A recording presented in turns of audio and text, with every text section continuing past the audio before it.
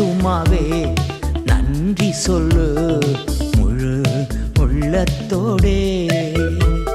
என் ஆத்துமாவே நன்றி சொல்லு முழு உள்ளத்தோடே.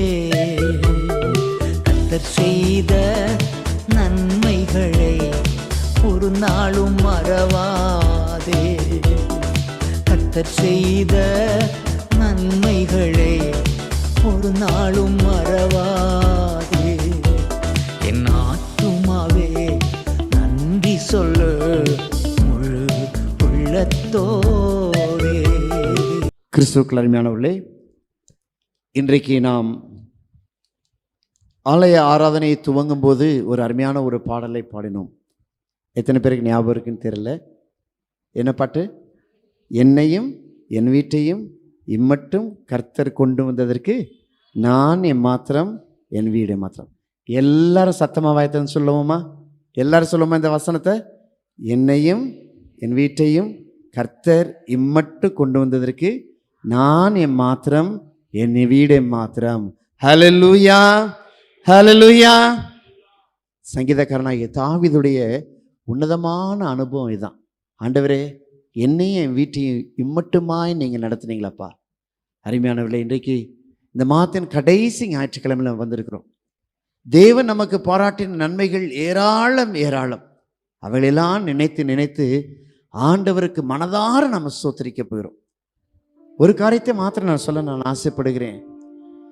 இந்த ஆலயத்தில் நம்ம எப்படி ஆண்டவரை ஆராதிக்கிறோமோ அதே அனுபவம் தான் பரலோகத்துக்கு நாம் ஆண்டவரை ஆராதிக்க போகிறோம். இந்த ஆலயத்தில் நாம் ஆராதிக்கிறதுக்கு நாம் குறைப்பட்டவர்களாக இருந்தோம் என்றால் தேவனுடைய சமூகத்தில் நாம் ஆராதிக்கவும் குறைப்பட்டவர்களாய் நாம் இருப்போம். எனவே இன்னைக்கு ஆண்டவருடைய சமூகத்தில், ஆண்டவரே உம்முடைய ஆலயத்தில் வந்து உம்மை துதிக்க, உம்மை ஸ்தோத்திரிக்க, உம்மை ஆராதிக்க எங்களுக்கு கிடைத்திருக்கிற ஒரு நல்ல வாய்ப்புக்காக நாங்கள் உமக்கு நன்றி செலுத்துகிறோம் ஆண்டவரே என்று சொல்லி ஆண்டவருடைய சமூகத்தில் நம்மை அர்ப்பணித்து நாம் காத்திருப்போம். இந்த தங்கியதுக்காரனாகிய தாவீது தான் சொல்றாரு, என் ஆத்துமாவே கர்த்தரை ஸ்தோத்திரி, என் முழுவதுமே அவருடைய பரிசுத்த நாமத்தை ஸ்தோத்திரி. என் ஆத்துமாவே கர்த்தரை ஸ்தோத்திரி, அவர் செய்த சகல பாரம் மறவாதே. ஆமென். நான் இங்கிருந்து பார்க்குறேன், எல்லாரும் வாய்ஸான்னு சொன்னீங்க. ஒரு சிலவங்க நல்லா கண்ணை மூடி சொன்னீங்க. இன்னும் ஒரு சிலவங்களை பார்த்தேன் நல்லா கையை கூப்பி கண்ணை மூடி சொல்றதையும் நான் பார்த்தேன். ஆண்டவருடைய நாமம் மகிமைப்படுத்தும். நம்ம எல்லாரும் கண்களை மூடி ஆண்டவருடைய சமூகத்தில் என்னையும் என் வீட்டையும் மட்டுமாய் கொண்டு வந்த ஆண்டவரே, உம்மை நான் என் முழு இதயத்தோடு ஸ்தோத்திரிக்க போறேன், முழு ஆத்மாவோடு ஸ்தோத்திரிக்க போறேன்னு சொல்லி மனம் நிறைந்து ஆண்டவருடைய சமூகத்தில் நம்ம எல்லாரும் சேர்ந்து நம்ம சொல்லுவோமா? என் ஆத்துமாவே கர்த்தரை ஸ்தோத்திரி, என் முழுவதுமே அவருடைய பரிசுத்த நாமத்தை ஸ்தோத்திரி. என் ஆத்துமாவே கர்த்தரை ஸ்தோத்திரி, அவர் செய்ய சகல பாவம் மறவாதே. ஆமென். ஏனென்றால் அவர் உன் அக்கிரமங்களை எல்லாம் மன்னித்தார். ஆமென். அவர் நோய்களை எல்லாம் குணமாக்கினார், பிராணனை அழிவுக்கு விலக்கி மீட்டார், நம்மை கிருபையினாலும் இரக்கத்தினாலும் முடிசூட்டிருக்கிறார். அந்த உன்னதமான கர்த்தரை நம்ம ஆராதிக்க போறோம். அந்த உன்னதமான தேவனை நம்ம ஆராதிக்க போறோம். பரலோகத்தில் ஓயாத சத்தம் கர்த்தருக்கு துதியும் கனமும் மகிமையும் சர்வ வல்லமையும் சதா காலங்கள் உண்டாவதாக என்று சொல்லி ஆர்ப்பரித்துக் கொண்டிருக்கிற காரியம். ஆனால் வேதம் சொல்லுகிறது, கர்த்தரோ தம்முடைய சிங்காசனத்தை விட்டு மனுஷர்கள் மத்தியிலே அவர் வாசம் செய்கிற தேவனாய் இருக்கிறார். பரலோகத்தை விட்டு இன்றைக்கு நமது மத்தியில் ஆண்டவர் இறங்கி வந்திருக்கிறார். ஆண்டவருடைய சமூகத்தை நாம் உணர்வோம். இன்னைக்கு ஆண்டவர் நமது மத்தியில் இருக்கிறார்.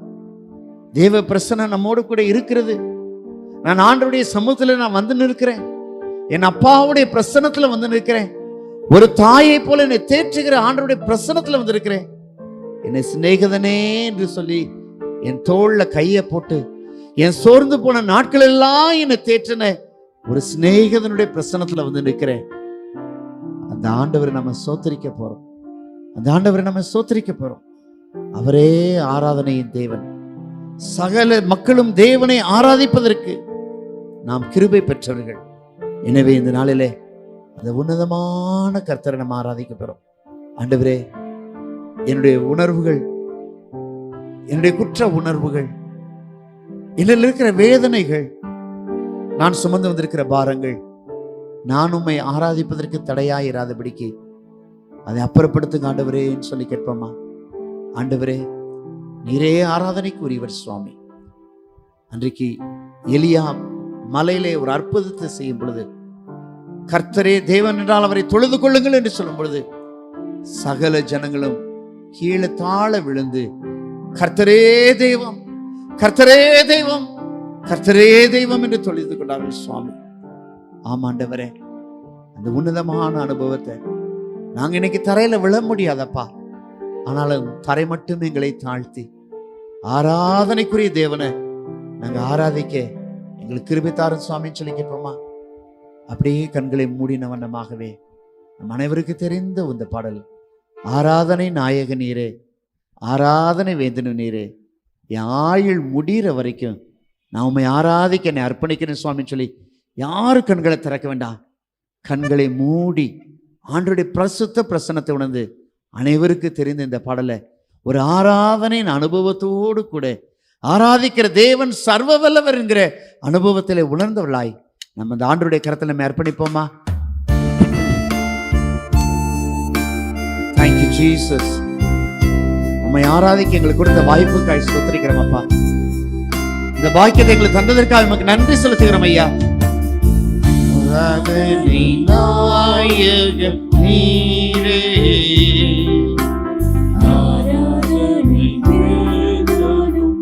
கரங்களை உயர்த்தி நாம் சொல்லுவோமா? ஆராதனை நாயக நீரே, ஆராதனை வேந்தனும் நீரே, ஆயுள் முடியும் வரை உம்மை தொழுதிடுவே. ஆமாண்டவரே, ஆயுள் முடியும் வரை உம்மை தொழுதிடுவே. ஆராதனை நாயக நீரே, ஆராதனை வேந்தனும் நீரே. ஏன் அவர் ஆராதனை தேவன் என்றார்? அவர் 1000 பேர்களுக்கு சிறந்தவராம். அவருடைய முடி காகத்தை போல கருப்பா இருக்கிறதாம். அவருடைய கன்னங்கள் கந்தவர்க்க பாத்திகளை போல இருக்கிறதாம். அவருடைய கண்கள் பாலில் கழுவப்பட்டவைகளை போல இருக்கிறது. இப்படிப்பட்ட அழகுள்ள தேவன் உங்களுக்காக எனக்காக அவர் அடிக்கப்பட்டார், அவர் பீறப்பட்டார், அக்கிரமக்காரில் ஒருவராய் எண்ணப்பட்டார். அவருடைய முகத்திற்கு நாம் மறைத்துக் கொண்டோம். காரணம் என்னவென்றால், அழகுள்ள ஆண்டவர் நம்மையே நமக்காக அர்ப்பணித்தார். ஆண்டவரே, நீர் அன்றைக்கு உம்மை அர்ப்பணிக்காவிட்டால் எங்களுக்கு இந்த அனுபவம் ஏது சுவாமி? எங்களுக்கு இந்த மகிழ்ச்சி ஏதப்பா? எங்களுக்கு இந்த ரட்சிப்பு ஏது சுவாமி? எனவே எங்களுக்காக அவமானப்பட்ட, எங்களுக்காய் அடிபட்ட, எங்களுக்காக நசுக்கப்பட்ட, எங்களுக்காய் பீறப்பட்ட அந்த அருமையான தெய்வத்தை நாங்க மனதார ஆராதிக்கிறோம் ஐயா என்று சொல்லி அந்த ஆராதிப்போமா? ஹல்லேலூயா. நன்றி ஆண்டவரே.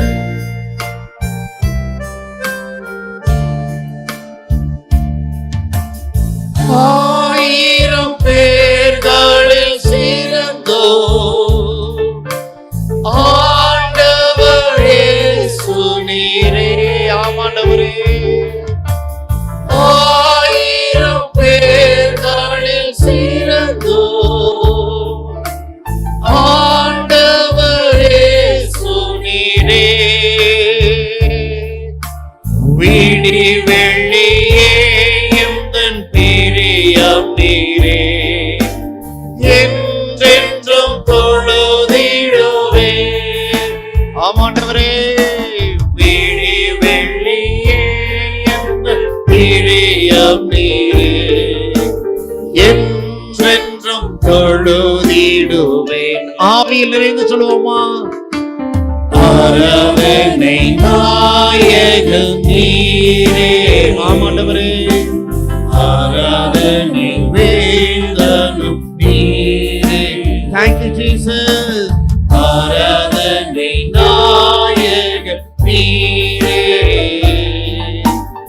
ஆராதனை வேந்தனும் நீரே. ஆயுள் முடியும் வரை உம்மை தொழுதிடுவேன். Yes, my dear Lord. ஆயுள் முடியும் வரை உம்மை தொழுதிடுவேன். ஆராதனை நாயகன் நீரே. ஆராதனை வேதனும் நீரே. அப்பா, நீங்கள் மாந்தர்கள் எல்லாரும் போற்றிடும் தெய்வம் சுவாமி. ஆமாண்டவரே, ஒவ்வொரு நாள் அதிகாலையில நாங்க பார்க்கிறோம் ஐயா, இந்த ஆலயத்தை கடந்து செல்கிற எத்தனையோ புறவினத்தார்கள், எத்தனையோ அந்நிய தெய்வத்தை சேவிக்கிற மக்கள் இந்த ஆலயத்தை பார்க்கும் பொழுதெல்லாம் ஒரு நிமிஷம் நின்று தங்களுடைய நெத்தியிலும் நெஞ்சிலும் சிலுவை அடையாளத்தை போடுவதையும், ஆண்டவரே அவர்களை கரங்களை கூப்பி ஆண்டவருடைய சமத்துக்கு நேராய் தலைகள் தாழ்த்துகளை நாங்கள் பார்த்திருக்கிறோம் ஐயா. ஆம் சுவாமி, வேதத்துல சொன்ன வார்த்தை அப்படியே நிறைவேறி கொண்டிருக்கிறதப்பா. நீர் மாந்தர்கள் போற்றுகிற தெய்வம். உம்மை போல வேறு எந்த தெய்வமும் ஆண்டவரே தன் ஜீவனை கொடுத்ததில்லை அப்பா. உம்மை போல ஒரு எந்த தெய்வமும் உம்முடைய பரிசுத்த ரத்தத்தை சிந்தினதில்லை சுவாமி. இப்படிப்பட்ட ஒரு உன்னதமான கர்த்தரை தெய்வமாய் கொண்டிருக்கிற ஜனங்கள் நாங்கள் பாக்கியம் உள்ளவர்கள் ஆண்டவரே. அந்த பாக்கியம் உள்ள அனுபவத்துல நாங்க இன்னைக்கு இந்த காலங்களில அந்த உன்னதமான கர்த்தரை அப்பா நாங்க தொழுது கொள்கிறோம் ஐயா. ஆண்டவரே, எங்கள் முழங்கால் யாவும் முன்பதாய் மடங்கும்படியாக, ஆண்டவரே எங்கள் இருதயங்கள் யாவுமே தொழுது கொள்ளும்படியாக நாங்கள் எங்களை அர்ப்பணிக்கிறோம் ஆண்டவரே. அப்படி நாம மாத்திரமே மகிமைப்படுகிறோம். ஆவியானவர் எங்கள் மத்தியிலே அசைவாடி இன்னைக்கு வந்திருக்கிற ஒவ்வொரு பிள்ளைகளையும் ஆவியினால் நிரப்பும்படியாக நாங்கள் ஜெபிக்கிறோம் ஐயா. கர்த்தருடைய மகிமையை வெளிப்படுத்துவீராக. ஆண்டவரே, உம்முடைய கரத்தில் அர்ப்பணிக்கிறோம் சுவாமி. நீர் பெரிய காரியங்களை செய்வீராகப்பா. பெரிய காரியங்களை செய்யுங்க சுவாமி. மாந்தர்கள் போற்றிடும் தெய்வம் மகிமையின் தேவனீரே. Thank you Lord. மாந்தர்கள் போற்றிடும் தெய்வம் மகிமையின் தேவனீரே. முழங்கால் யாவுமே முடங்கிடவே மகிழுடன் துதித்திடவே. முழங்கால் யாவுமே முடங்கிடவே மகிழுடன் துதித்திடவே. ஆராதனை நாயகன் நீரே. இந்த ஆவிக்குள்ளாக நாம் உணர்வோமா? Thank you Jesus அப்பா. ஆராதனை நாயகன் நீரே. ஆராதனை வேந்தனும் நீரே. எதற்காக ஆண்டவரை நாம் ஆராதித்துக் கொண்டிருக்கிறோம் என்றால், இந்த பூலோகத்துல நாம் எப்படி ஆராதிக்கிறோமோ அதே போல முடிவில்லாத ராஜ்யத்துல தேவனுடைய சமூகத்துல நித்திய பேரின்பத்தோடு கூட ஆண்டவரை ஆராதிக்க போகிறோமா? என் அருமையான தேவ பிள்ளையே, நீ ஆண்டவர் நல்லவர் என்பதை ருசித்து இந்த ஆலயத்துல எப்படி ஆராதிக்கிறாயோ அதே வண்ணமாய் தேவனுடைய சமூகத்திலே நித்தியமாய் ஆராதிக்கிற ஒரு பெரிய வாழ்வின் முன் அனுபவமாய் ஆண்டவர் இதை தருகிறார். எனவே ஆண்டவருடைய சமூகத்துல, அப்பா நம்முடைய கரத்துல நான் அர்ப்பணிக்கிறேன் சுவாமி. இந்த ஆராதனை வேளையில என் சரீரம், ஆவி, ஆத்மா எல்லாவற்றையும் அர்ப்பணிக்கிறேன்ப்பா. உங்களுக்கு நீர் எங்களுக்கு கொடுத்த இந்த பாக்கியத்தை நீர் எங்களை தரும்படியாய் நாங்கள் செபிக்கிறோம் ஐயா. இன்றைக்கு இந்த ஆலயத்தில் நின்று நாங்கள் ஆராதிப்பது போல உம்முடைய சமூகத்தில் நாங்கள் என்னென்னைக்கு நின்று ஆண்டவரே வெள்ளை அங்கிகளை தரித்து வெள்ளை குருத்தோலைகளை கரங்களிலே பிடித்து ஆண்டவருக்கு முன்பதாய் வெள்ளை சிங்காசனத்துக்கு முன்பதாய் ஆண்டவரே குருத்துகளை கையிலே பிடித்து உம்மை ஆராதிக்க எங்களுக்கு கிருபை தாரும் ஆண்டவரேன்னு சொல்லி கேட்போமா? எனவே தேவனை ஆராதிக்கிற இந்த அனுபவத்தை உணர்கிறோம். நம்ம எல்லாரும் எழுந்து நின்று ஆண்டவரே உம்முடைய வெள்ளை சிங்காசனத்துக்கு முன்பதாக நான் எப்படி உம்மை ஆராதிக்கிறேன் என்பதை நான் இந்த பூலோகத்துல நான் ஆராதிக்கிறேன்ப்பா, நான் ருசித்து பார்க்கிற ஒரு உள்ளதமான அனுபவமாய் இந்த ஆராதனை வேளை எனக்கு ஆசீர்வதிங்க ஆண்டவரேன்னு சொல்லி கேட்போமா? ஆண்டவருடைய சமூகத்திலே ஆண்டவருடைய கரத்திலே அர்ப்பணிப்போம். முடிவில்லா ராஜ்யம் அருள திரும்பவும் வருவேன் என்றே, முடிவில்லா ராஜ்யம் அருள திரும்பவும் வருவேன் என்றே, ஆயத்தமாய் நான் சேர்ந்திடவே அனுதினம் நடத்திடுமே. Yes, my dear Lord. ஆயத்தமாய் நான் சேர்ந்திடவே அனுதினம் நடத்திடுமே. கரங்களை உயர்த்தி ஆராதனை நாயகன் நீரே, ஆராதனை வேந்தனும் நீரே, ஆராதனை நாயகன் நீரே, ஆராதனை வேந்தனும் நீரே, ஆயுள் முடியும் வரை உம்மை தொழுதிடுவேன். நன்றி ஆண்டவரே. ஆயுள் முடியும் வரை உம்மை தொழுதிடுவேன், ஆராதனை நாயகன் நீரே, ஆராதனை வேந்தனும் நீரே, ஆராதனை நாயகன் நீரே, ஆராதனை வேந்தனும் நீரே. அருமையான தேவஜனமே, தேவனை நம்ம எப்பெல்லாம் ஆராதிக்கிறோமோ வேதம் நமக்கு அழகாய் சொல்லுகிறது, அவர் மனுஷர்கள் மத்தியிலே வாசம் செய்கிறவராயிருக்கிறாராம்.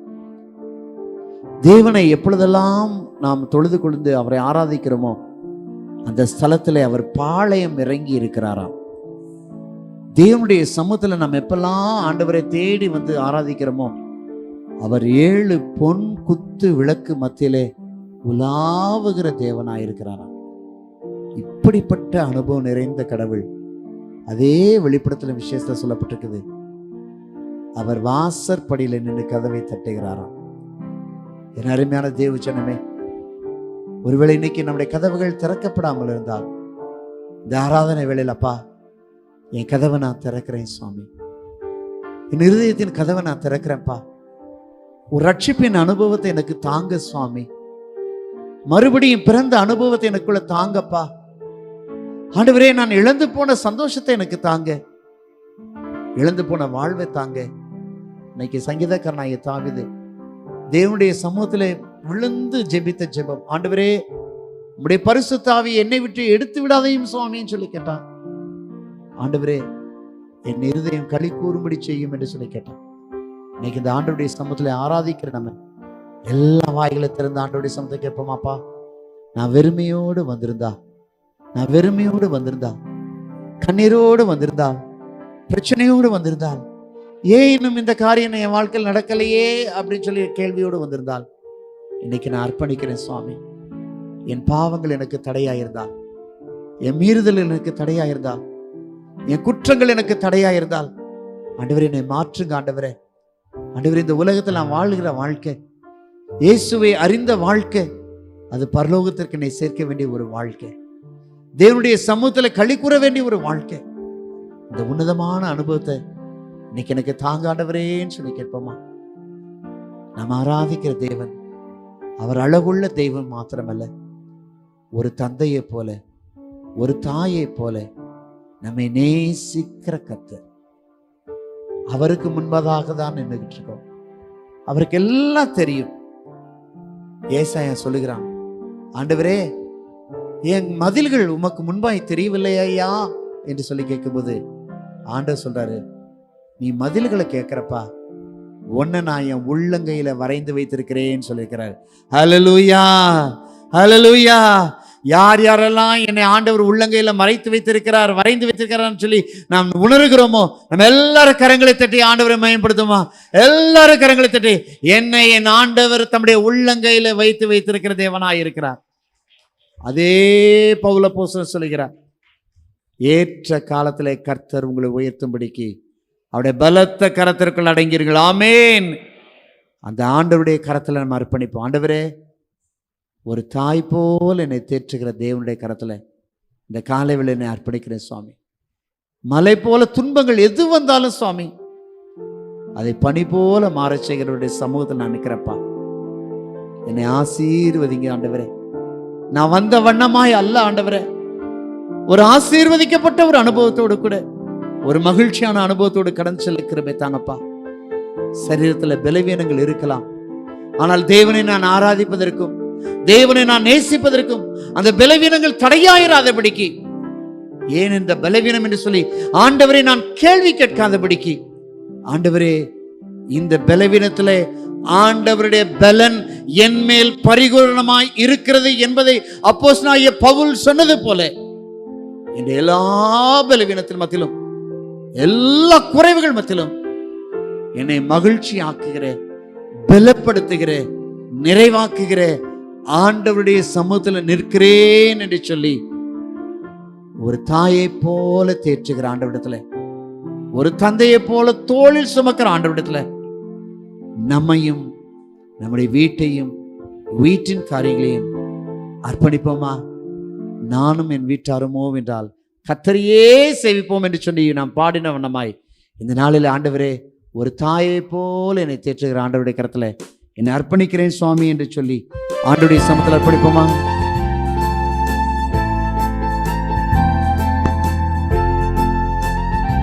நம்முடைய கண்களின் கண்கள் ஆண்டவர் பார்க்கிறார். இருதயத்தின் பெருமூச்சுகளை ஆண்டவர் பார்க்கிறார். வாயை திறந்து சொல்ல முடியாத ஏக்கங்களை ஆண்டவர் பார்க்கிறார். என் மகனே, என் மகளே, உன் விண்ணப்பம் கேட்கப்பட்டது, நீ சமாதானத்தோடு போ என்று சொன்ன இந்த ஆண்டவருடைய பிரசன்னத்தில் நாம் நிற்கிறோம். இந்த ஆண்டவருடைய கரத்தில் நம்ம அர்ப்பணிப்போமா?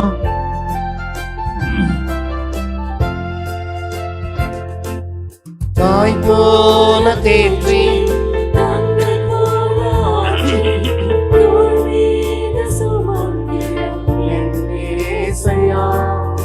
தாய் போல தேற்றி தந்தை போல ஆற்றி தோள் மீது சுமந்திடும் என் இயேசையா, உம்மை போல புரிந்து கொள்ள யாரும் இல்லையே, உம்மை போல அரவணைக்க யாரும் இல்லையே, உம்மை போல புரிந்து கொள்ள யாரும் இல்லையே, உம்மை போல அரவணைக்க யாரும் இல்லையே. நீர் போதும் என் வாழ்விலே இயேசையா, நீர் போதும் என் வாழ்விலே, நீர் போதும் என் வாழ்விலே இயேசையா, நீர் போதும் என் வாழ்விலே. மலை போல துன்பம் என்னை சூழும் போது அது பனி போல உருகிட செய்கிறவர் நிரப்பா. கண்மணி போல என்னை காக்கிறவரே, உள்ளங்கையில் என்னை வரைந்திருக்கிறவரே, ஆண்டவரே என்னை நினைத்து நினைத்து ஆசீர்வதிக்கிறவரே, நீர் போதும் என் வாழ்விலேன்னு சொல்லி ஆண்டவருடைய சமூகத்திலே நம்மை தாழ்த்தி அர்ப்பணிப்போமா?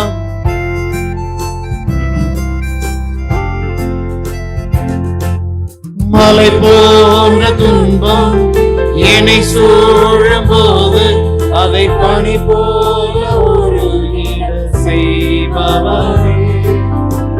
மழை போல துன்பம் என்னை சூழும் போது அதை பனி போல உருகி செய்பவரே, உள்ளங்கை போல் என்னை காப்பவரே, உள்ளங்கையில் பொறிந்தென்னை நினைப்பவரே, கண்மணி போல் என்னை காப்பவரே, உள்ளங்கையில் பொறிந்தென்னை நினைப்பவரே, நீ போதும் என் வாழ்விலே, இயேசையா நீ போதும் என் வாழ்விலே,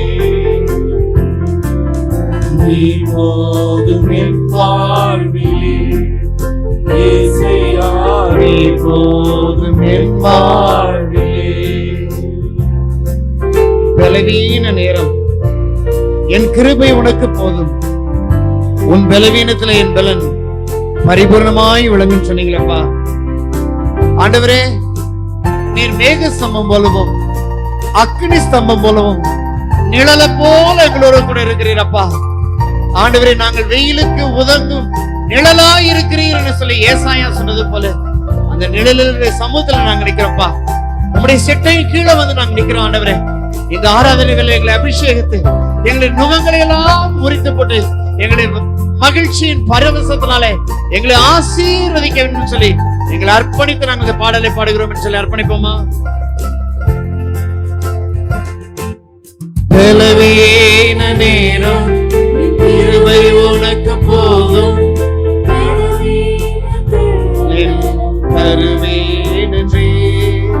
பலவீன நேரம் கிருபை உனக்கு போதும், என்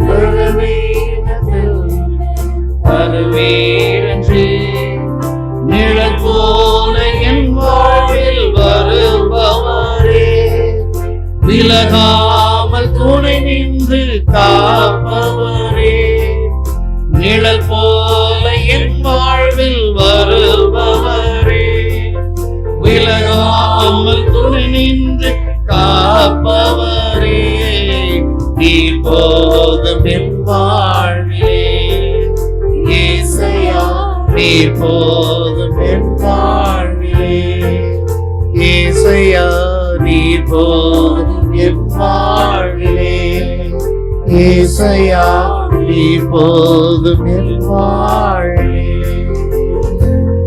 ஆண்டவருடைய கரத்திலே நம்மை அர்ப்பணித்தவர்களாய் நாம் நிற்போம்.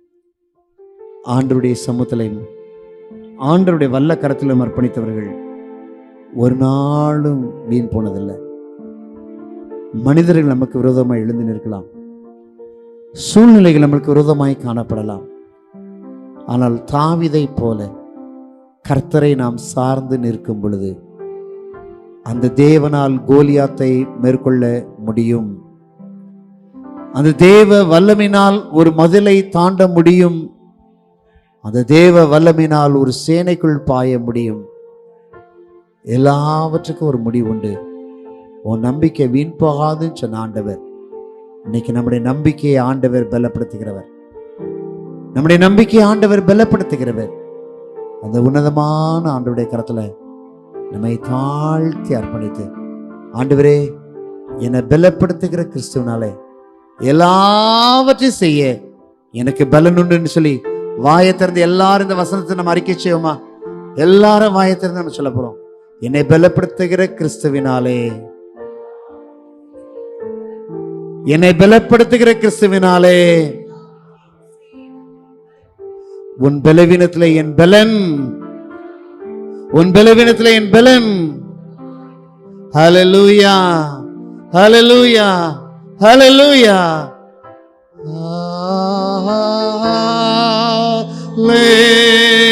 ஹல்லேலூயா. கரங்களை உயர்த்தி ஹல்லேலூயா,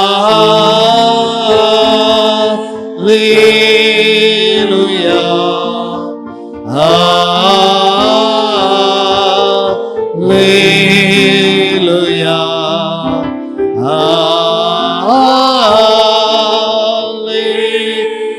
ஹல்லேலூயா, ஹல்லேலூயா,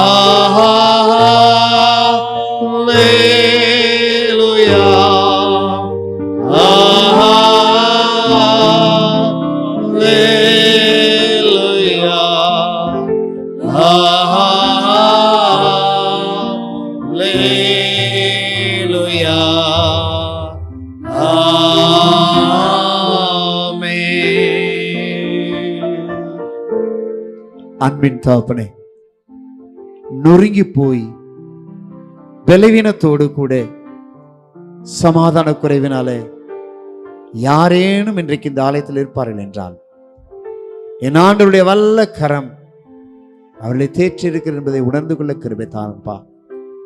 ஆண்டவரே, இன்னைக்கு இந்த ஆலயத்தில் இருக்கிற ஒவ்வொரு பிள்ளைகளும், நான் ஆலயத்திற்கு வந்தது நல்லது, தேவனை ஆராய்த்தது நன்றது, தாயை போல என்னை நேசிக்கிற ஆண்டவர் என்னோடு கூட இருக்கிறார். இன்னைக்கு மலை போன்ற பிரச்சனை இருக்கலாம், ஆனால் வருகிற நாட்களிலே அதை பனியை போல உருகச் செய்கிற தேவன் என்னோடு கூட இருக்கிறார். அவருடைய பிரசன்னத்தினாலே மலைகள் மெழுகு போல உருகிற்று என்று சொல்லி வேதத்துல வாசிக்கிறோம். அப்பா, எங்க பிள்ளைகளுக்கு முன்பதாக இருக்கிற கோட்டைகளும் மலைகளும் அரண்களும் இந்த துதியின் வேளையில் நிர்மூலமானதற்காக நன்றி செலுத்துகிறோம். தேவன் அற்புதங்களை செய்கிறவர், அதிசயங்களை செய்கிறவர், தடைகளை தாண்டி கடந்து செல்கிறவர், கதவுகளை எங்களுக்காய் திறக்குகிறவர். ஆண்டவருடைய வல்ல கரத்துக்குள் அர்ப்பணித்திருக்கிறோம். தேவனுடைய நாம மாத்திரமே மகிமைப்பட்டிருப்பா. கர்த்தருடைய மகிமை எங்களோடு தங்கியிருக்கட்டும். ஆண்டவரே, நாங்கள் காணப்போகிற புதிய மாதம் எங்களுக்கு ஆசீர்வாதமாக இருக்க அருள் தருவீராக. இயேசுவின் நாமத்தில் தாழ்மையோடு கேட்கிறோம் ஜீவனுள்ள பரம பிதாவே, ஆமேன், ஆமேன். அன்பின் ஆண்டவரே, உம்முடைய தெய்வீக பிரசனம் எங்களுடைய ஆலயத்தில் வீற்றிருக்கிறதற்காக உமக்கு நன்றி செலுத்துகிறோம். ஆம் ஆண்டவரே, பிதாவாகிய தேவனுடைய அன்பு எங்கள் மீது பொழிந்தருளப்பட்டிருக்கிறதற்காக நன்றி. இயேசு கிறிஸ்துவனுடைய கிருபை எங்கள் மீது பொழிந்தருளப்பட்டிருக்கிறதற்காக நன்றி. பரிசுத்த ஆவியானுடைய வல்லமை எங்கள் மீது இறங்கியிருக்கிறதற்காக நன்றி.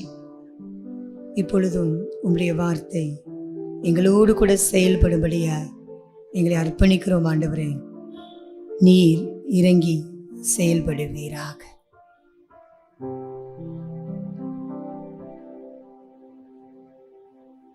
சத்தாய் நிஷ்கலமா ஒரு சாமியம் இலதா சித்தாய் ஆனந்தமா திகழ்கின்ற திரித்துவமே எத்தா நாயிடி கடை தீருவம் என்பவத்தீ அத்தா உன்னை எல்லாம் எனக்காத்துண யாருரவே சத்தா நிஷ்கலமா. பொறுப்படுத்திக் கொள்வீராக, வழி நடத்துவீராக. ஆமென். கிறிஸ்துவுக்குள் பிரியமானவர்களே, இந்த நாளிலும் குறிப்பாய் இந்த மாதத்தினுடைய கடைசி ஆராதனையிலும் ஆண்டவருடைய வார்த்தைக்காய் காத்திருக்கிற நம்முடைய வாழ்விலும் ஆண்டவர் மிகப்பெரிய காரியத்தை செய்வாராக. ஒவ்வொரு வாரமும் இந்த மாதத்தில் அநேக காரியங்களை நாம் கற்றுக்கொண்டே வருகிறோம். இந்த வாரத்தினுடைய தலைப்பு நமக்கு தெரிந்ததுதான்.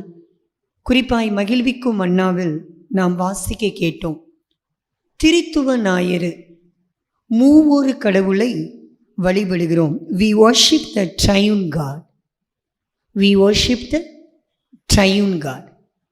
குறிப்பாய் இதில் இருக்கிற ஒரு வார்த்தையை நாம் பார்க்கிறோம், ட்ரையூன். இந்த வார்த்தை எதோடு கூட தொடர்புள்ளது என்பதை நாம் உணர்ந்து கொள்ள வேண்டும், அறிந்து கொள்ள வேண்டும். குறிப்பாய் இந்த வார்த்தை ட்ரினிட்டி என்ற வார்த்தையோடு கூட தொடர்புடைய ஒன்று. இங்கே பார்க்கிறோம், இது அட்ஜெக்டிவ் வார்த்தையாக இருந்தாலும் இதில் அடங்கியிருக்கிற சில காரியங்களை நாம் கற்றுக்கொண்டே ஆக வேண்டும். 1 but 3 personality. இன்றைக்கும் வேதாகமத்தில் திரித்துவத்தை குறித்து, குறிப்பாய் திரித்துவம் என்கிற வார்த்தை, திரியேகம் என்கிற வார்த்தை நாம் பார்ப்பது அரிது, நம்மால் பார்க்க முடியாது. ஒரு கடினமான பகுதியை நாம் புரிந்து கொள்ள போகிறோம். ஆகையால் மிக கவனமாக இந்த பாடத்தை, குறிப்பாக இந்த செய்தியை நாம் கேட்க வேண்டிய அவசியத்தில் இருக்கின்றோம். ட்ரையூன், அது ட்ரினிட்டி என்கிற வார்த்தையோடு கூட தொடர்புடையது. 1 but 3 personality. 3 விதமான ஆழ்தன்மைகளை நாம் பார்க்க முடிகிறது. அதில் பார்ட்ஸ், பகுதிகளாக நம்மால் பார்க்க முடியும். மெம்பர்ஸ், நபர்களாக நம்மால் பார்க்க முடியும். மூன்றாவது 3 விதமான ஆஸ்பெக்ட், அதில் 3 விதமான புரிதல்கள் இருக்கிறது. ஆகையால் தெளிவாக இந்த செய்தியை நாம் கேட்க வேண்டும். ஆண்டவர் இன்றைக்கு ஆராதனையின் வாயிலாக நம்மோடு கூட இடைப்பட்டு கொண்டிருக்கிறார். நாம் அடிக்கடி சொல்லுகிற ஒரு வார்த்தை, ஆண்டவர் இருக்கிறவராகவே இருக்கிறேன் என்று சொல்லுகிறார். அவருக்கு தொடக்கமும் இல்லை, முடிவும் இல்லை. ஏலோலா, யாக்கே அஷேரா, யாக்கே எல்சடாய், அவர் சர்வ வல்லவர். ஏலோகிம், அப்படிப்பட்ட ஆண்டவரை நாம் புரிந்து கொள்ள வேண்டும் என்று சொன்னால் நம்முடைய சிந்தனையினால் நம்மால் கற்றுக்கொள்ள முடியாது. ஆகையால் இன்றைக்கு நாம் கேட்க வேண்டும், ஆண்டவரே பரிசுத்த ஆவியானுடைய வல்லமை எங்களுக்கு தந்து இந்த செய்தியை புரிந்து கொள்ள உதவி செய்வீராக என்று சொல்லி நாம் கேட்க வேண்டும். குறிப்பாய் பெந்தைக்கோஸ்தே பெருவிழா, தூய ஆவியானுடைய பெருவிழாவுக்கு அடுத்து வருகிற ஞாயிறை மேற்கத்திய கிறிஸ்தவ நாட்காட்டியில் நாம் பார்க்கும் பொழுது திரித்துவ பெருவிழாவாக கொண்டாடுவார்கள். நாம் போன வாரம் பார்த்தோம் பெண்டிகாஸ்டல் டே. ஸோ அந்த டேல ஆண்டவர் எப்படி பொழிந்தருளப்பட்டார், இந்த வாரத்தில் திரித்துவ ஆண்டவருடைய உணர்வை, திரித்துவ ஆண்டவருடைய வல்லமையை நாம் புரிந்து கொள்ள போகிறோம். ஆகையால் ஆண்டவரே நீர் எங்களுக்கு கற்றுத் தருவீராக. இந்த ஆராதனையில் எதை கற்றுக் கொடுப்பார்கள் என்று சொன்னால், மேற்கத்திய கிறிஸ்தவர்கள் திரித்துவ கடவுளுடைய, திரித்துவ ஆண்டவருடைய இறை நம்பிக்கையை கற்றுக் கொடுப்பார்கள். இன்றைக்கு நிறைய கேள்விகள் உண்டு, நிறைய டாக்ட்ரின் வந்துருச்சு, திரித்துவத்தை குறித்து நிறைய கோட்பாடுகள் வந்துருச்சு. இதை நாம் புரிந்து கொள்ளும் பொழுது எப்படி புரிந்து கொள்ளணும்னா, கோட்பாடுகளின் பார்க்காம ஃபர்ஸ்ட் எக்ஸ்பீரியன்ஸ் ரொம்ப முக்கியம். எக்ஸ்பீரியன்ஸ் ரொம்ப முக்கியம். ஆதி அப்போஸ்தலர்கள் அவர்களுடைய காலத்தில் நீங்கள் பார்க்கும்போது முதல் அனுபவம், முதல் அவர்களுடைய வாழ்வில் நடந்தது என்று சொன்னால் அனுபவம் தான் அவர்களுடைய வாழ்வாய் மாறியது. ஒரு ஆமேன் சொல்லலாமா? நாம் கடவுளை புரிந்து கொள்ள வேண்டும் என்று சொன்னால் தட்ஸ் எக்ஸ்பீரியன்ஸ், அனுபவம். ஒவ்வொருவருக்குள்ளேயும் ஒவ்வொரு விதமான புரிதல்கள் இருக்கும். இங்கே இருக்கிற ஒவ்வொருத்தவங்கள்ட்டையும் கேட்டால் கடவுளுடைய புரிதல் வெவ்வேறு விதமான எக்ஸ்பீரியன்ஸ் உண்டு. ஆகையால் முதலாவது ட்ரையூன் காடை நம்ம புரிந்து கொள்ளணும்னா, ட்ரினிட்டியை நம்ம புரிந்து கொள்ளணும்னா நமக்குள்ள எக்ஸ்பீரியன்ஸ் ரொம்ப முக்கியம். நான் கடவுளை எவ்வாறாக அனுபவித்திருக்கிறேன் எழுதி வைத்து கொள்ளுங்கள். நான் எவ்வாறாக என் தேவனை எக்ஸ்பீரியன்ஸ் பண்ணியிருக்கிறேன். என்னோடு பழகுகிறவர்களை, என்னோடு உடன் இருக்கிறவர்களை, அவர்களுடைய காரியத்தை நான் எக்ஸ்பீரியன்ஸ் பண்ணிட்டு இருக்கிறேன். அதே மாதிரி என்னுடைய ஆண்டவரை எக்ஸ்பீரியன்ஸ் பண்ணணும். அவங்களுடைய ஆண்டவருடைய அனுபவத்தை நான் பெற்றுக்கொள்ள வேண்டும். ரெண்டாவது 3 ஆக்ஷன்ஸ் ஆஃப் த ட்ரினிட்டி, செயல்பாடை புரிந்து கொள்ள வேண்டும், அனுபவத்தை பெற்றுக்கொள்ள வேண்டும். இந்த வார்த்தை முக்கியமானது. இரண்டாவது செயல்பாட்டை உணர்ந்து கொள்ள வேண்டும். அவருடைய கிரியேஷனை, அவருடைய ரிடம்ஷனை, அவருடைய ப்ரெசன்ஸை நாம் உணர்ந்து பார்த்து கொண்டே இருக்க வேண்டும். செயல்பாடு, முதலாவது அனுபவம், இரண்டாவது செயல்பாடு, மூன்றாவது being together in any situation. Emmanuel, அதுக்கு அர்த்தம் என்ன? God with us. ஆண்டவர் என்னோடு கூட இருக்கிறார், தேவன் நம்மோடு கூட இருக்கிறார் என்று அர்த்தமாம். அப்ப நம்ம ஆண்டவரை உணர்ந்து கொள்ள வேண்டும், ஆண்டவர் என்னோடு கூட இருக்கிறார் என்பதை புரிந்து கொள்ள வேண்டும். ஆகையால் இந்த நாளிலும் முதலாவது, ஆண்டவரே என்னுடைய எக்ஸ்பீரியன்ஸை நான் உணர்ந்து பார்க்கிறேன். இரண்டாவது, என்னுடைய வாழ்வில் நீர் எவ்வாறாக செயல்படுகிறீர் என்பதை உணர்ந்து பார்க்கிறேன். மூன்றாவது, ஆண்டவர் எவ்வாறாக என்னோடு கூட பயணம் செய்கிறார், டிராவலிங். நான் போகிற இடத்துலலாம் எவ்வளோ தூரம் பயணம் செய்கிறார், அப்பனாதான் இந்த திரித்துவத்தை நம்மால் உணர முடியும். நாம் பார்க்கிறோம், நமக்கு தெரியும், இந்த வெளிச்சத்தை பார்க்கிறோம், டியூப் லைட்லாம் பார்க்குறோம். எல்லாரும் பாருங்களேன், ஒரு நிமிஷம் பாருங்க. எல்லாரும் பார்க்குறீங்க, அந்த ஒளியை பார்க்குறீங்க. ஓகே, இதில் நீங்கள் இந்த ஒளியில் நீங்கள் பார்த்தீங்கன்னா, ஒளியில் ஒன்று உண்டு, செஞ்சூட்டு கதிர். இந்த கதிரை அதரிசனமான அலை, நம்மால் அந்த செஞ்சூட்டு கதிர்களை நம்மளால் பார்க்க முடியாது. அவர்தான் பிதா. இரண்டாவது, அந்த ஒளியில் நம்ம பார்க்கிறோம் மஞ்சள் நிற கதிர்களை நாம் பார்க்கிறோம். இதே ஒளிக்குள்ள மஞ்சள் நிற கதிர் நம்மளால் பார்க்க முடியும், காட்சி அளிக்கும். அதுதான் குமாரனாகிய இயேசு கிறிஸ்து. அதே போல நீல நிறமான ரசாயன கதிர், அது பவர். இந்த ஒளியை அது கொடுக்குது. எப்படி நமக்கு தெரியாது? அவர்தான் பரிசுத்த ஆவியானவர். ஆகையால் இந்த ஒளியின் அனுபவத்தை நாம் பெற்றுக்கொள்ள வேண்டும். ரொம்ப அழகா நம்ம வசனத்தில் பார்க்கிறோம். யோவான் 1வது அதிகாரத்தில், உலகத்தில் வந்து எந்த மனுஷனையும் பிரகாசிப்பிக்கிற ஒளியே அந்த மெய்யான ஒளி. ஒளியை புரிந்து கொள்ளுங்கள். நமக்கு தெரியும், இந்த H2O அது எதில் இருக்குது? தண்ணியில். அங்கே நம்ம பார்க்குறோம், திரவம் இருக்கிறது, பனிக்கட்டி இருக்கிறது, நீராவி இருக்கிறது. மூன்றும் சேர்ந்து தண்ணீராக இருக்கிறது. Triune God. நாம் ஒன்றை புரிந்து கொள்ள வேண்டும். இந்த வார்த்தை சொல்லிட்டு தான் அதை நாம் புரிந்து கொள்ள வேண்டும். ஒரே கடவுளுடைய 3 ஆட்கள், மூவரும் 3 கடவுள் அல்ல. நல்லா புரிஞ்சுக்கோங்க. ஒரே கடவுளுடைய 3 ஆட்களுடைய பர்சனாலிட்டி உண்டு. ஆனால் மூவரும் கடவுள், 3 தனித்தனி கடவுள் அல்ல, ஒரே கடவுள். நமக்கு தெரியும், எடுத்தவர்கள் வாசிக்கலாம். உபாகமம் 6ஆம் அதிகாரம் 4வது வசனத்தை எடுத்தவங்க சத்தமா வாசிங்க. உபாகமம் 6வது அதிகாரம் 4வது வசனம். போதுமா? ஹியர் ஓ இஸ்ராயேல். இது எதை கற்றுக் கொடுக்குதுன்னா, இஸ்ரவேலை கேள். The Lord our God, the Lord. தேவன் ஒருவரே, கடவுள் ஒருவரே. ஆனால் அவருக்குள் 3 பர்சனாலிட்டியை நம்மளால் பார்க்க முடியும். இன்றைக்கும் நாம் புரிந்து கொள்ள வேண்டும், கடவுள் எப்படிப்பட்டவராய் நமக்குள்ளே கிரியை செய்கிறார். சங்கீதம் 86:10 குறிச்சுக்கோங்க, நேர கருதி நான் சொல்லுகிறேன். தேவரீர் மகத்துவம் உள்ளவரும் அதிசயங்களை செய்கிறவருமாய் இருக்கிறீர். கடைசி வார்த்தை ரொம்ப ரொம்ப முக்கியம். You alone are God.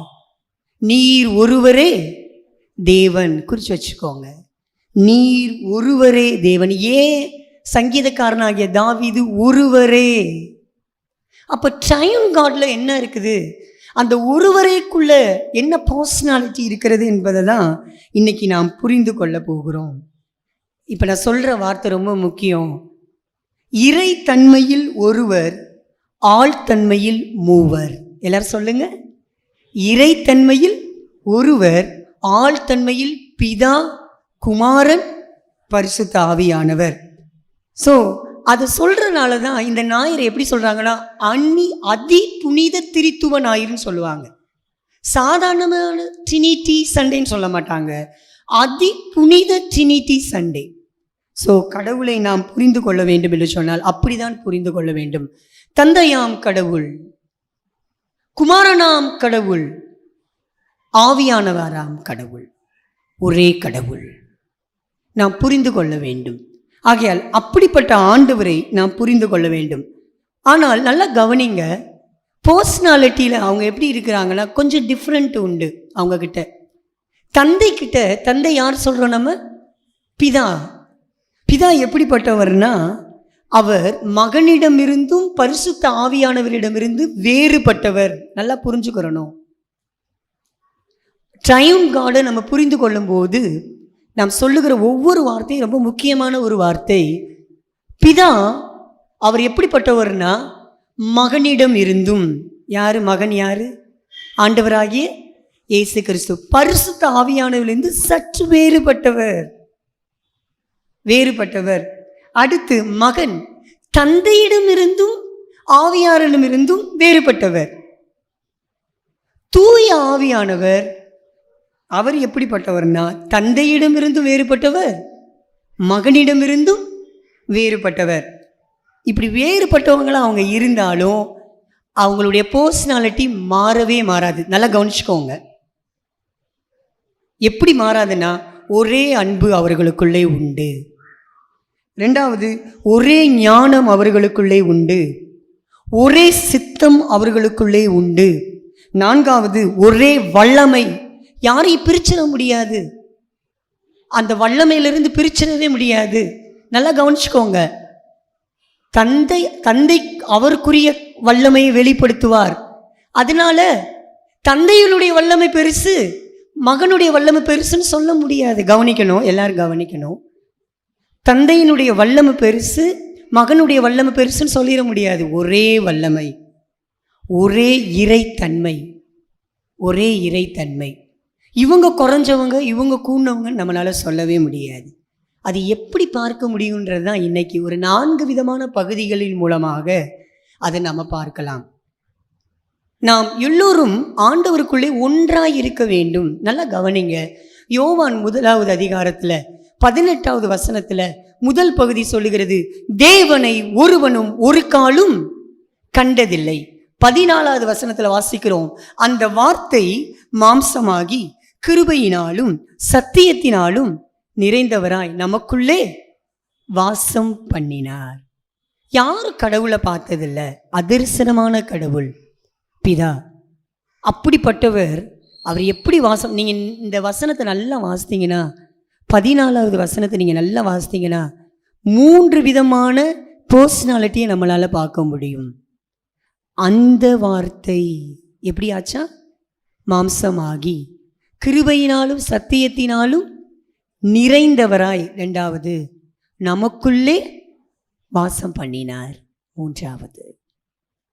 இப்போ அதை தான் நம்ம பார்க்க போகிறோம். திரித்துவ கடவுளுடைய செயல்பாடை நாம் பார்க்க போகிறோம். ஒரு ஆய்வை ஒரு விஞ்ஞானி செய்து கொண்டிருந்தாராம். சாது சுந்தர் சிங் அவங்க வீட்டுக்கு போனாராம். சாது சுந்தர் சிங் தெரியும் நமக்கு, மிகப்பெரிய ஆண்டவரால் பயன்படுத்தப்பட்ட வல்லமையான ஊழியக்காரர்.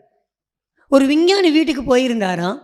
அவர் ஒரு பால், அந்த ஒரு டம்ளரில் பாலை வச்சுட்டு என்ன செஞ்சிட்டாராம், ஆய்வு செய்து கொண்டு இருந்தாராம். இந்த ஆய்வு செய்து கொண்டிருந்த பொழுது இவர் பார்த்து கொண்டே இருந்தாராம். அப்போ அவருடைய சின்ன மகன் ஓடி வந்து அந்த பாலை எடுத்து என்ன செஞ்சிட்டாராம், குடிச்சிட்டார். இதை பார்த்தாரா சாது சுந்தர் சிங். பார்த்துட்டு சொன்னாராம், என்ன சொன்னாரா, நீங்கள் பொருட்பாகுபாடு செய்து கொண்டிருந்தீர்கள். ஆனால் உங்கள் சின்ன மகனுக்கு 2 காரியங்கள் தெரிந்தது. இந்த பால் சுவையானது என்று, 2வது இந்த பாலை குடித்தா எனக்கு ஸ்ட்ரென்த்து கிடைக்கும்னு சொல்லி. இன்னைக்கு நிறைய கிறிஸ்தவத்தில் கேள்விகள் வருவதற்கான காரணம் பொருட்பாகுபாடு மாத்திரம் செய்து கொண்டு இருக்கிறோம்.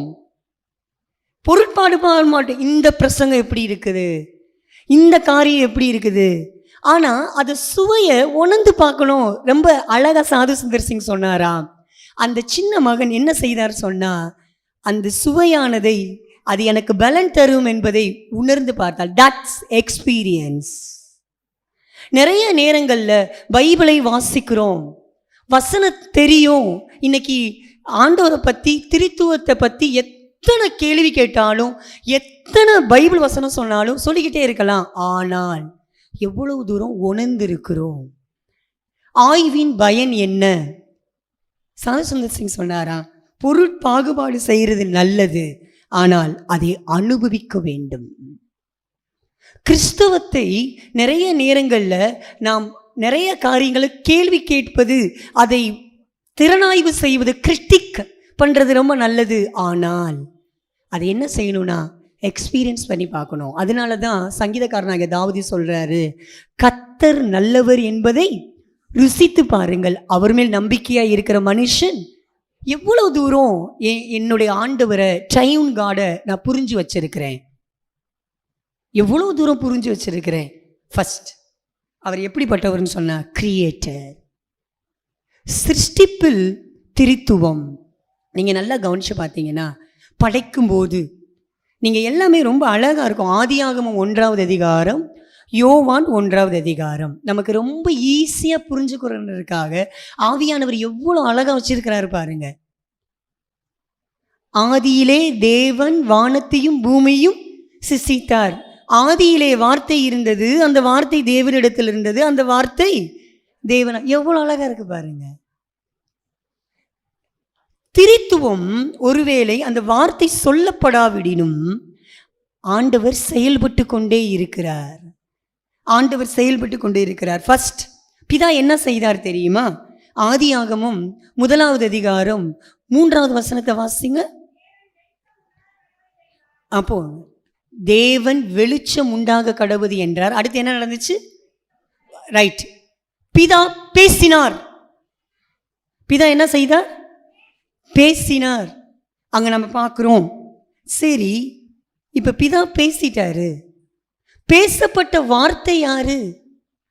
அதுதான் யோவான் ரொம்ப அழகா கிரேக்க கலாச்சாரத்தில் இருக்கிற மக்களுக்கு ரொம்ப அழகா எடுத்துரைக்கிறாரு. அந்த ஜெனிசிஸை அழகா தன்னுடைய காஸ்பல்ல எப்படி சொல்றாருன்னா, ஆதியிலே வார்த்தை இருந்தது, அந்த வார்த்தை தேவனிடத்தில் இருந்தது, அந்த வார்த்தையே பேசப்பட்ட வார்த்தை குமாரனாகிய இயேசு கிறிஸ்து. குறிச்சு வச்சுக்கோங்க. பேசினவர் பிதா, பேசப்பட்ட வார்த்தை குமாரனாகிய இயேசு கிறிஸ்து. எப்படி செயல்படுறாங்கன்றது தான். 3வது அங்க நம்ம பார்க்கிறோம். ஆதியாகமம் 1வது அதிகாரம் 2வது வசனத்தை வாசிங்க. ஜலத்தின் மேல் தேவ ஆவியானவர் ஜலத்தின் மேல் என்ன செய்து கொண்டிருந்தாரா? அசைவாடி. செயல்படுத்தினவர் யார்? பேசினார், பேசப்பட்ட வார்த்தையாக இருந்தார், செயல்படுத்தினார். மறந்துடவே கூடாது. அதுல 2 காரியம் இருக்குது, நல்லா கவனிக்கணும். இது நம்ம வாழ்க்கையில ஒப்பிட்டு சொல்லலாம். இல்லாமை, ஒழுங்கின்மை. எல்லாரும் சொல்லுங்க, இல்லாமை, ஒழுங்கின்மை. ஒருவேளை என் வாழ்க்கையில ஒண்ணுமே இல்லாத மாதிரி இருக்கலாம். திரித்துவ தேவனால், திரித்துவ கடவுளால் அதை மாற்ற முடியும். ஹல்லேலூயா சொல்லுவோமா? ஹல்லேலூயா. பேசுகிறவர் பிதா, பேசப்பட்ட வார்த்தையானவர் குமாரனாகிய இயேசு கிறிஸ்து, செயல்படுத்துகிறவர் ஆவியானவர். அவர் அசைவாடி கொண்டிருந்தார். இன்றைக்கும் இந்த வார்த்தையை நீங்க கேட்கணும்னாலும் பிதா பேசி கொண்டிருக்கிறார். பேசப்பட்ட வார்த்தையாக உங்களுக்குள்ளே ரைட் நவ் ஆண்டவருடைய வார்த்தை குமாரனாகிய இயேசு கிறிஸ்து கடந்து வருகிறார். உங்களை கேட்க வைக்கிறது யாரு தெரியுமா? யாரு? ஆவியானவர். ஒருவேளை என்னால் கேட்க முடியலைன்னா ஒரு காரியத்தை நான் சொல்லுகிறேன். சில நேரங்களில் என்னுடைய பர்சனாலிட்டினால, என்னுடைய மாம்சத்தினால பெற்றுக்கொள்ள முடியலைன்னா ரொம்ப அழகா, அதனால தான் 1 தெசலோனிக்கர் 5வது அதிகாரத்தில் ரொம்ப அழகா பால் சொல்லுவார், உங்களுடைய ஆவி, ஆத்மா, சரீரம் கர்த்தராகிய இயேசு கிறிஸ்து வரும்போது எப்படி இருக்கணும்? குற்றமற்றதா காக்கப்படுவதாக. நீங்கள் ட்ரையூன் காடை புரிந்து கொள்ளணும்னா ஃபஸ்ட்டு சரீரத்தை வைக்கக்கூடாது. ஃபஸ்ட்டு எதை வைக்கணும்? ஆவியை செயல்படுத்த வேண்டும். ஏன் அவர் இப்படி சொல்லியிருக்கலாமே? சரீரம், ஆத்மா, ஆவின்னு சொல்லியிருக்கலாமே. ஏன் சரீரம், ஆவி, ஆத்மான்னு சொல்லியிருக்கலாமே? ஏன் இப்படி சொல்றாரு? ஆவி, ஆத்மா, சரீரம். நீங்க நல்லா கவனிச்சு பார்த்தீங்கன்னா, நீங்க இந்த தோல் இல்லாம வெறும் எலும்பா இருந்துச்சுன்னா நம்மளால தொட்டு பார்க்க முடியுமா சரீரத்தை? சரீரத்துக்கு ஒரு இமேஜ் தேவை. ஆண்டவர் எவ்வளவு நம்மளை கிரியேட் பண்றாரு பாருங்க, எவ்வளவு அழகா உருவாக்குறாரு பாருங்க. சரிங்களா? ஆத்மா, நீங்க இங்கேயே உட்காந்துட்டு வீட்டில் இருக்கிறது போய் யோசிச்சுட்டு இருக்கலாம், அடுத்து கடைக்கு போய் என்ன வாங்கலான்னு கூட யோசிச்சுட்டு இருக்கலாம். சரிங்களா? டக்குன்னு ஆத்மா போயிடும். சிந்தை. ஆவி அது மிக ஆழமான பகுதி. அது நிறைய நேரங்களில் நம்ம பயன்படுத்துறதே கிடையாது. அதுதான் கனெக்ட் வித் காட், ஆண்டவரோடு கூட இருக்கிற ஒரு அனுபவம். சில நேரங்களில் ஏன் என்னால் திரித்துவ கடவுளை புரிந்து கொள்ள முடியவில்லை என்று சொன்னால், ஆவி முதலாவது. இன்னைக்கு ரொம்ப அழகா ஆண்டவர் கற்றுக் கொடுக்கிறாரு.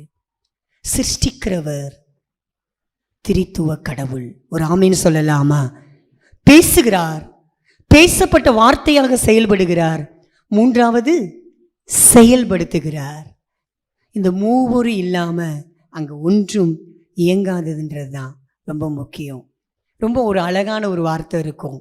1:26 மனுஷனை நமது ரூபத்தின்படியும் நமது சாயலின்படி உருவாக்குவேன் போடல, எப்படி போட்டிருக்கு? உருவாக்குவோமாக. அப்ப யார்கிட்ட பேசிட்டு இருக்கிறாரு? யார்கிட்ட பேசிட்டு இருக்கிறாரு? யார்கிட்ட சொல்லிட்டு இருக்கிறாரு? ரொம்ப நம்ம ஒவ்வொரு வார்த்தையும் கவனிக்க வேண்டிய ஒரு வார்த்தை. சிருஷ்டிப்பில் அவர்களை பிரிக்க முடியாது. ஸோ இன்னைக்கு ஆண்டவர்கிட்ட கேளுங்க, ஆண்டவரே என்னை புதுப்பிப்பீராக, என்னை உருவாக்குவீராக. எப்ப? ஏன் இருதயத்தை. அன்றைக்கு உலகத்தை படைத்த திரித்துவ கடவுள் இன்றைக்கும் செயல்பட்டு கொண்டிருக்கிறார். அவர் எப்படி செயல்படுறாருன்னா, நம்முடைய இருதயத்தில் 3 பர்சனாலிட்டியாக செயல்பட்டு கொண்டிருக்கிறார். ஒரு ஆமென் சொல்லலாமா? அவரால் நம்மை உருவாக்க முடியும். இப்படி இருக்க ஒருவன் கிறிஸ்துவுக்குள் இருந்தால் புது சிருஷ்டியாய் இருக்கிறான். பழையவைகள் ஒளிந்து போயின, எல்லாம் புதிதாயின. அங்கே வெறுமை இருந்தது, அங்கே ஒழுங்கின்மை இருந்தது. ஆனால் திரித்துவ கடவுள் செயல்பட்டார்கள். என்ன நடந்தது தெரியுமா? அந்த திரித்துவ கடவுள் செயல்படும் பொழுது 3 விதமான ஆழ்தன்மை செயல்பட ஆரம்பிக்கிறது. நமக்குள்ளும் செயல்பட வேண்டும், நமக்குள்ளும் செயல்பட வேண்டும். இன்றைக்கு ஆண்டவர்கிட்ட கேட்போம், ஆண்டவரே 3 விதமான அனுபவம். நீங்கள் நல்லா கவனிச்சு பார்த்தீங்கன்னா ஓரல் ட்ரெடிஷன். அதனால தான் ஆபிரகாம்கிட்ட ஆண்டவர் பேசினார், பார்க்க முடியல. ஆரம்பிக்கும் போது குலமூதுவராய் மூதாதையராய் அவர் இருந்த பொழுது அவரால் பார்க்க முடியல, ஒன்லி கேட்க மாத்திரம்தான் முடிந்தது. பிதா பேசினார். புதிய ஏற்பாட்டு காலத்தில் குமாரன் தன்னை வெளிப்படுத்தினார். ஆதி அப்போஸ்தலர் காலத்தில் தன்னுடைய வல்லமையை செயல்படுத்தினார். ஒரு ஆமென் சொல்லலாமா? இன்றைக்கும் செயல்பட்டு கொண்டிருக்கிறோம். முதலாவது சிருஷ்டிப்பு. இரண்டாவது அவதாரத்தில் நம்மளால் திரித்துவ கடவுளை பார்க்க முடியும். நீங்க பார்த்தீங்கன்னா பிதா எப்படி வெளிப்படுத்தினார்னு சொல்லி யோவான் 3:16 குறித்து வச்சுக்கோங்க. நம்மளுக்கு தெரிஞ்ச ஒரு வசனம் தான். தேவன் தம்முடைய ஒரே பேரான குமாரனை விசுவாசிக்கிறவன் எவனோ அவன் கெட்டு போகாமல் நித்திய ஜீவனை அடையும்படிக்கு அவரை தந்தருளி இவ்வளவாய் உலகத்தில் அன்பு கூர்ந்தார். முதலாவது, பிதா தம்முடைய மகனை கொடுத்தார். இந்த வசனத்துல அவதாரத்துல நீங்க பார்க்கும்போது தன்னுடைய மகனை கொடுக்கிறவர் பிதா. தன்னுடைய மகனை கொடுக்கிறவர், இந்த உலகத்தில் மகனாக அவதரிக்க தன் மகனை கொடுக்கிறவர் யாருன்னு சொன்னா அது அவருடைய பர்சனாலிட்டி, பிதாவினுடைய பர்சனாலிட்டி, அவருடைய ஆழ்தன்மை. அவர் கொடுக்கிறவர். இந்த உலகத்திற்கு இவ்வளவாய் உலகத்தில் அன்பு கூர்ந்தார், கொடுத்தார். அவர் கொடுத்துட்டாரு. அப்ப மகன் என்ன செய்கிறாரு? நீங்க பாருங்க, லூக்கா 2:11 வாசிங்க. லூக்கா 2:11.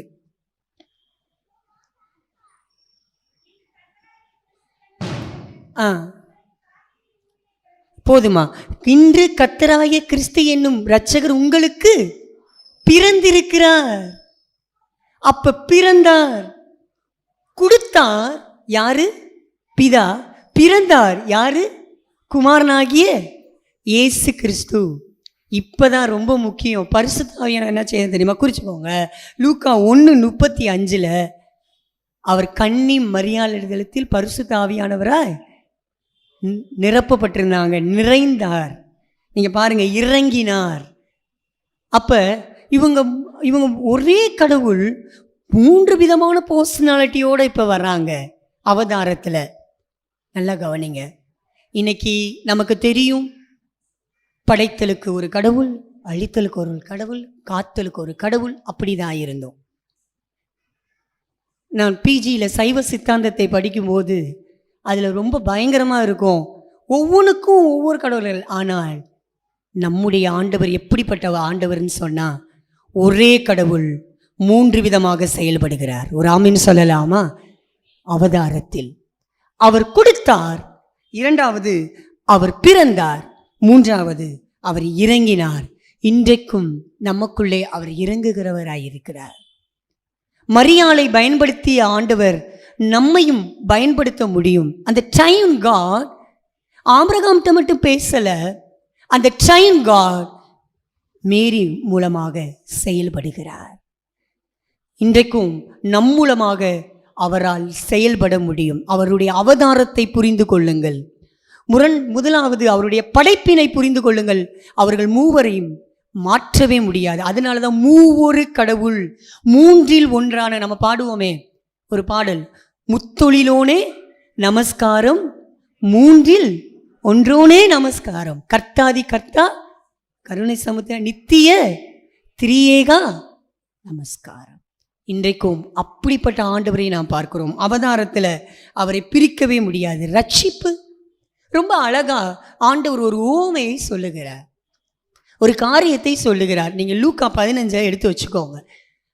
மூணாவது, ரட்சிப்புல அந்த ட்ரைன் காடுடைய செயல்பாடு எப்படி இருக்குன்னு பாருங்களேன்.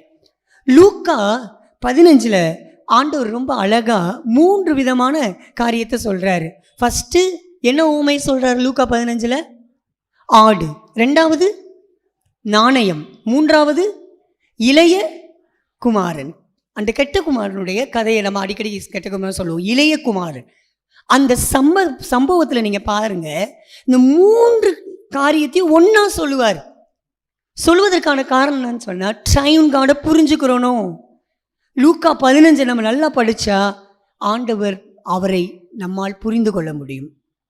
இன்றைக்கும் எப்படி புரிந்து கொள்ள முடியும்னு சொன்னா, பிதாவாகிய ஆண்டவர் அவர் வரவேற்கிறவர். நாம் மனம் திரும்பி வந்தால், ஒரு ஆமென் சொல்லலாமா? மனம் திரும்பி வந்தால் வரவேற்பார், சேர்த்து கொள்வார். ரொம்ப அழகா ஆண்டவர் கற்றுக் கொடுக்கிறாரு அந்த ஓமையில. 2வது, மெய்ப்பனாக சுற்றி திரிகிறார். இது 2வது ஓமையுடைய இது. அதுலேயே இன்னொரு ஓமை இருக்கிறது. ஒரு ஆடு தொலைஞ்சிட்டாலும் அவர் என்ன செய்வாரா? தேடி கண்டுபிடிக்கிறவர் யாரு? குமாரனாகிய இயேசு கிறிஸ்து. வரவேற்கிறவர் பிதா. இன்றைக்கு நான் மனம் திரும்பி ஆண்டவருக்காக, ஆண்டவரே என்னை ஏற்றுக்கொள்ளும் சொல்லும் பொழுது பிதா வரவேற்பார். அப்படிப்பட்ட நபரை தேடிக்கொண்டிருக்கிறவர் யாருன்னு சொன்னா, குமாரனாகிய இயேசு கிறிஸ்து. God of concern and compassion. அவருடைய கரிசனையை மாற்ற முடியாது, அவருடைய மனதுருக்கத்தை மாற்ற முடியாது. இதுதான் குமாரனாகிய இயேசு கிறிஸ்து. நமக்காக இன்னும் அவர் தேடிக்கொண்டே இருக்கிறார். பிதா வரவேற்க தயாராக இருக்கிறார்.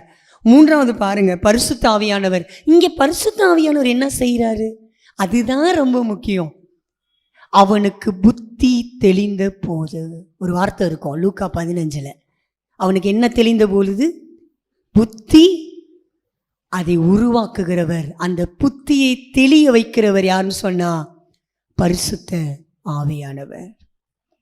இன்னும் நான் ஆண்டவருடைய வார்த்தையை கேட்க முடியல, இன்னும் பிதாவானவரை நான் என்னால் ஏற்றுக்கொள்ள முடியல, குமாரனாகிய இயேசு கிறிஸ்துவை என்னால் உணர முடியலைனா காரணம், பரிசுத்த ஆவியானுடைய செயல்பாட்டை நிறைய நேரம் தடுத்துடுறோம்.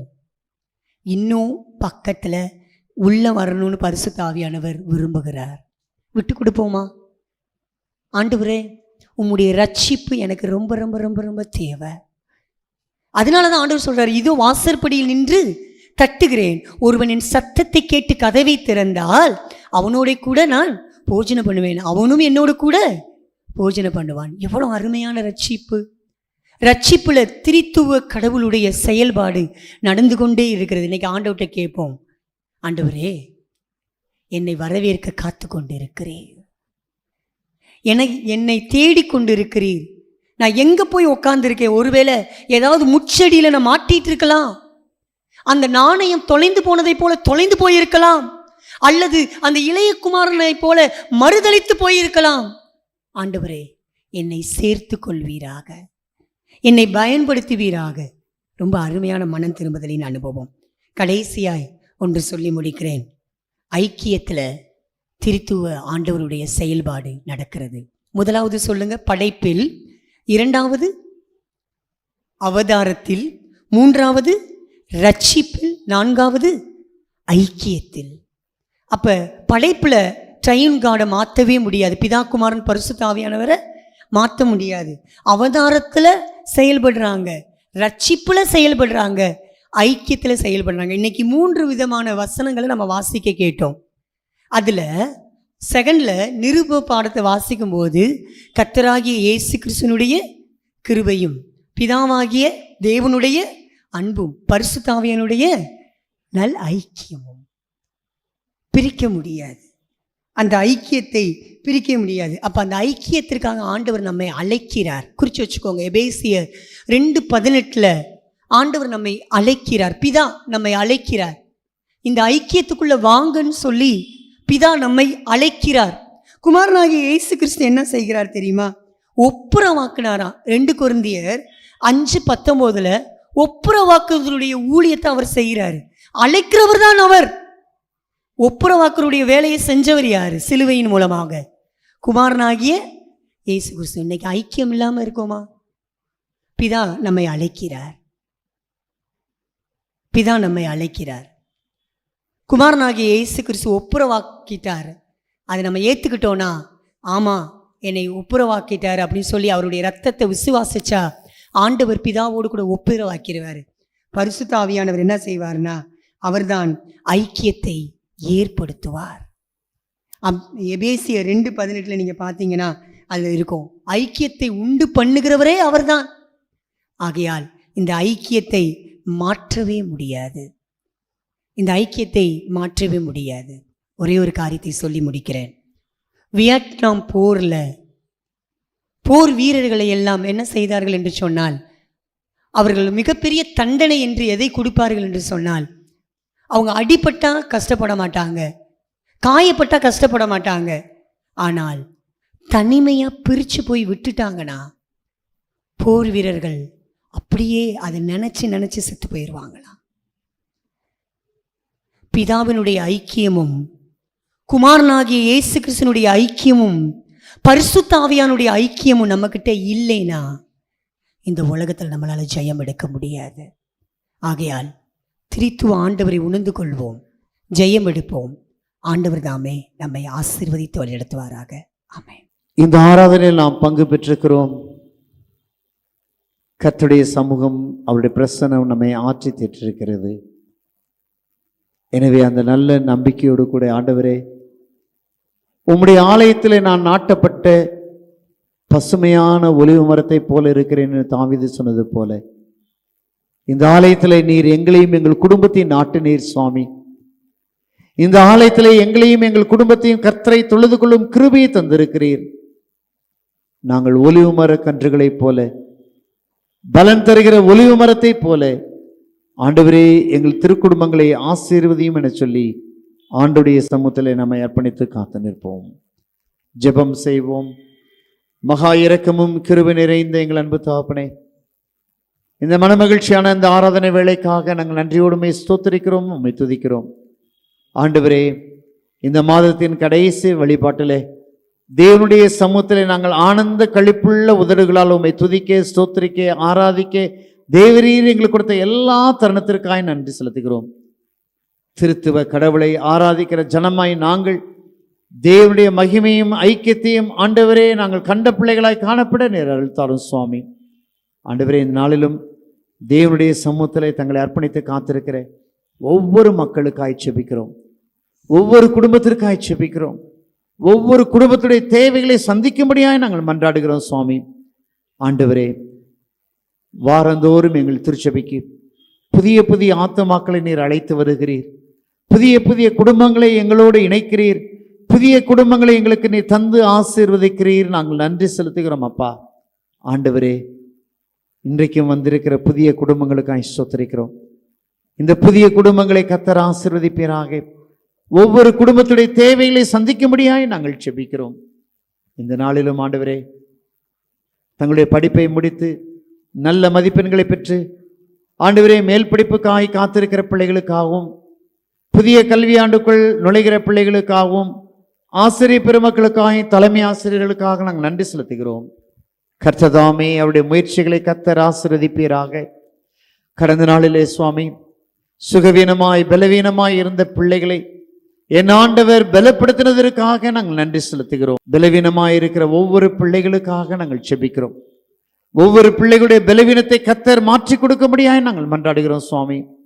ஆண்டவரே, உம்முடைய கரத்திலே எங்களுடைய வாலிப பிள்ளைகளை உம்முடைய கரத்தில் அர்ப்பணிக்கிறோம். பிள்ளைகள் பிரயாணம் பண்ணும் பொழுதெல்லாம் தயவு செய்து உம்முடைய கிருபையின் பிரயாண பிரசன்னம் அவர்களோடு கூட இருக்கும்படியாய் நாங்கள் செபிக்கிறோம் அப்பா. ஆண்டவரே, உம்முடைய கரத்திலே ஒவ்வொரு வாலிப பிள்ளைகளையும் அவருடைய எடுக்கிற பிரயாணங்களை கர்த்தர் பாதுகாக்கும்படியாய் நாங்கள் செபிக்கிறோம். குறிப்பாய் சுகவீனமாய் பலவீனமாய் இருக்கிற பிள்ளைகள், கற்பத்தின் கனிக்காய் காத்திருக்கிற பிள்ளைகள், திருமண வாய்ப்புக்காய் காத்திருக்கிற பிள்ளைகள், திருமண காரியங்களில் ஈடுபட்டிருக்கிற குடும்பங்கள், இவர்களெல்லாம் உடைய கரத்திலே நாங்கள் ஒப்படைக்கிறோம். அதன் காலங்களிலே கர்த்தர் நேர்த்தியாய் செய்து நிறைவேற்றுகிற தேவனாய் இருக்கிறீர் என்று சொன்னது போல ஒவ்வொரு குடும்பத்துடைய வாழ்விலும் நேர்த்தியானவைகளை செய்யும்படியாய் நாங்கள் ஜெபிக்கிறோம். கடந்த நாட்களில் அப்பா, வெயிலுக்காக நாங்கள் மன்றாடினோம், மழைக்காக உங்களுடைய கரங்களை உயர்த்தினோம். கடந்த நாட்கள் முழுவதும் நீர் எங்கள் பாராட்ட நல்ல மழைகளுக்காய் சொத்திருக்கிறோம். வெயிலின் கொடுமையை மாற்றி கொடுத்ததற்காய் நன்றி ஆண்டவரே. நீரூற்றுகளை கர்த்தர் பாதுகாத்ததற்காய் சொத்திரம். ஏரிகளையும் குளங்களையும் கம்மாய்களையும் கர்த்தர் வருகிற நாட்களில் நிறைத்து ஆசீர்வதிக்கும்படியாய் நாங்கள் ஜெபிக்கிறோம் சுவாமி. இந்த நாளிலும் ஆண்டவரே, யாரேனும் கண்ணீரோடும் கவலையோடும் வேதனையோடும் வந்திருந்தால் தேவரே தாமே கிருபையாய் இறங்கி உம்முடைய கிருபையின் பிரசன்னத்தினால் அவர்களை ஆற்றி தேற்றும்படியாய் நாங்கள் ஜெபிக்கிறோம். ஆண்டவரே, கீழே விழுந்தது நிமித்தமாய் அடிபட்டிருக்கிற தம்பி ஆண்ட்ருக்காக நாங்கள் ஜெபிக்கிறோம். ஆண்ட்ருக்கு நல்ல பூரண சுகத்தை கொடுத்து மீண்டுமாய் எங்கள் மத்தியில் அழைத்து வந்து தேவனுடைய பரிசுத்த நாமத்தை மகிமைப்படுத்தும்படியாய் நாங்கள் ஜெபிக்கிறோம். அப்பா ஆண்டவரே, கடந்த நாட்களில் திருமண காரியங்கள் நடந்து முடிந்த பிள்ளைகளுக்காக வரவேற்பை சிறப்பாய் நடத்தி முடிக்க கொடுத்த கிருபைகளுக்காய் ஸ்தோத்திரிக்கிறோம். தாங்கள் தொலைத்த பொருட்களை ஆண்டவரே மீட்டெடுத்து கொண்ட குடும்பங்கள் உண்டு சுவாமி. இப்படியாய் தாங்கள் தொலைத்ததை மீண்டுமாய் பெற்றுக்கொள்ளும் கிருபையை தந்ததற்காய் ஸ்தோத்திரிக்கிறோம். அப்பா, தொடர்ந்து உடைய வல்ல கரத்திற்குள் ஒப்படைக்கிறோம். அயல் தேசத்தில் இருக்கிற பிள்ளைகள், அயல் மாநிலத்தில் இருக்கிற பிள்ளைகள், ஆண்டவரே வெளியூரில் படிக்கிற பிள்ளைகள், வேலை பார்க்கிற ஒவ்வொரு குடும்பங்களையும் உடைய கரத்தில் ஒப்படைக்கிறோம். தேவ சமாதானம் அவர்களை ஆட்கொள்ளட்டும். இந்த நாளிலும் அப்பா, நாங்கள் இந்த ஆராதனை முடிந்து கடந்து செல்லும்போது தெய்வீக பிரசனம் எங்களோடு கூட இருந்து எங்களை ஆசீர்வதிக்கும்படியாய் நாங்கள் ஜெபிக்கிறோம். ஆண்டவரே, காலங்கள் உம்முடைய கரத்தில் இருக்கிறது. வருஷத்தை நன்மையினால் முடிசூட்டுகிற தேவன் நீர் சுவாமி. நாங்கள் காணப்போகிற இந்த ஆண்டின் அரையாண்டுக்காக நாங்கள் நன்றி செலுத்துகிறோம். 6வது மாதத்திலே காலடி எடுத்து வைக்கும் பொழுது நிறைவான ஆசீர்வாதங்களை எங்களுக்கு தந்து எங்களை கரம் பிடித்து வழிநடத்தும்படியாய் ஒவ்வொரு குடும்பத்தையும் நாங்கள் சமர்ப்பிக்கிறோம். தெய்வ சமாதானம் ஒவ்வொரு குடும்பத்தையும் ஆட்கொள்ளட்டும். ஆண்டவரும் இரட்சகருமாகிய இயேசு நாமத்தில் தாழ்மையோடு கேட்கிறோம், ஜீவனுள்ள பரமபிதாவே, ஆமேன். தேவனுடைய இரக்கத்திற்கும் கிருபைக்கும் பராமரிப்புக்கும் நம்மை அர்ப்பணிப்போம்.